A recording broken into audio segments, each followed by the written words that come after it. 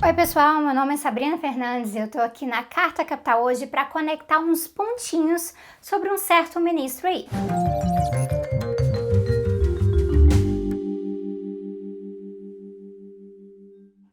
A competição por pior ministro desse governo é bem forte, mas eu garanto que o Ricardo Salles é um fortíssimo candidato. O Brasil é famoso no mundo todo por suas florestas, a sua biodiversidade, a sua água, coisas que a gente quer preservar, ou pelo menos deveria querer preservar, né? Ao mesmo tempo, o Brasil também é bem famoso pela exploração de algumas coisas que são relacionadas com a natureza e que valem muito no mercado global. E aqui a gente pode falar, por exemplo, de vários minérios, do petróleo, da carne. A gente pode falar de grãos para exportação, como soja, e de madeira também. Só baseado nisso aí, você percebe que se a coisa não for muito bem avaliada, sabe, muito bem cuidada, você vê que existe um conflito forte. É por isso que dá para imaginar que uma das funções do Ministério do Meio Ambiente seria de segurar a onda do Ministério da Agricultura, por exemplo, ou sei lá, né, trabalhar junto com incentivo à agroecologia em vez dessa monocultura, que é o padrão que a gente vê que domina o setor, que é o que o grande ruralista tanto ama. Mas aí que tá, na teoria. A gente pensa na teoria que o papel de um ministro é zelar pelo interesse daquilo que o seu ministério administra, cuida, é responsável. O ministro da Justiça deveria se importar muito com justiça. O da Educação também com educação. O do Meio Ambiente também com meio ambiente. Mas o que é justiça varia na cabeça das pessoas. E o que é zelar pelo meio ambiente também, percebe? Isso tudo tem a ver com o projeto político.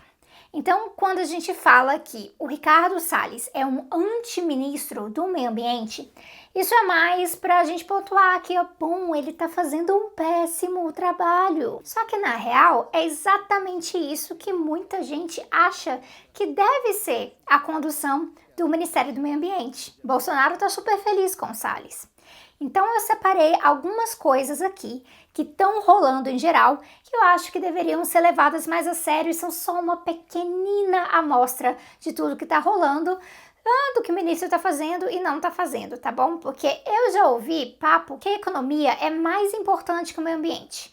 Mas isso é ignorância ou às vezes má fé, tá, gente? Porque sem natureza não tem vida, não tem água, não tem aquela água que chega na sua torneira ou os alimentos que chegam na sua mesa.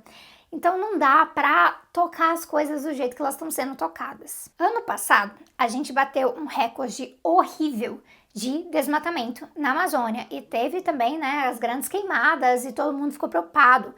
Mas esse ano esse ritmo continua. O ritmo segue inaceitável. Entre janeiro e julho desse ano foram 4.731 quilômetros quadrados desmatados. E aí, relacionado a isso, um dos relatórios recentes aponta que 71% das queimadas da Amazônia em área de imóveis rurais foi para quê? Questões agropecuárias. E aí, qual a postura do Ricardo Salles nisso aí? Em vez dele ir para cima de quem está fazendo isso, fortalecer a fiscalização, cobrar medidas mais duras, incentivar outras formas de agricultura, mais conservação, contratar mais gente para o IBAMA e para o CMBio, ele pediu para os fundos mundiais estrangeiros investirem mais no Brasil, porque aparentemente a responsabilidade desse investimento nem é nossa. E aí, para piorar, ele tinha proposto tirar a meta de um programa que existe, que é um programa de recompensação financeira para a redução das queimadas e do desmatamento, aliás, até 2023.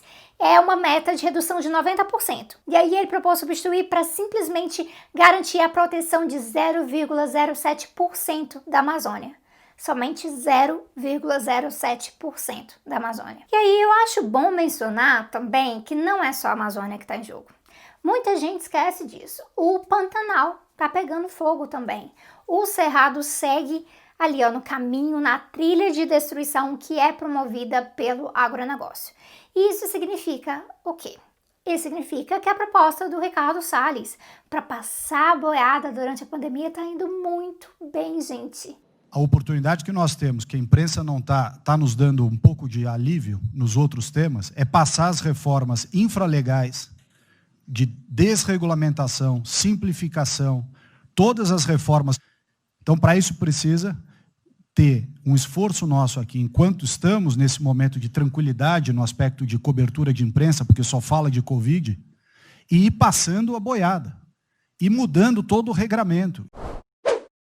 O governo aumentou em 12 vezes a quantidade de atos do executivo em relação ao meio ambiente esse ano, se a gente compara com o ano anterior, com 2019, né? A olho nu, isso pode parecer algo bom. Poxa, ó, eles estão prestando 12 vezes mais atenção no meio ambiente.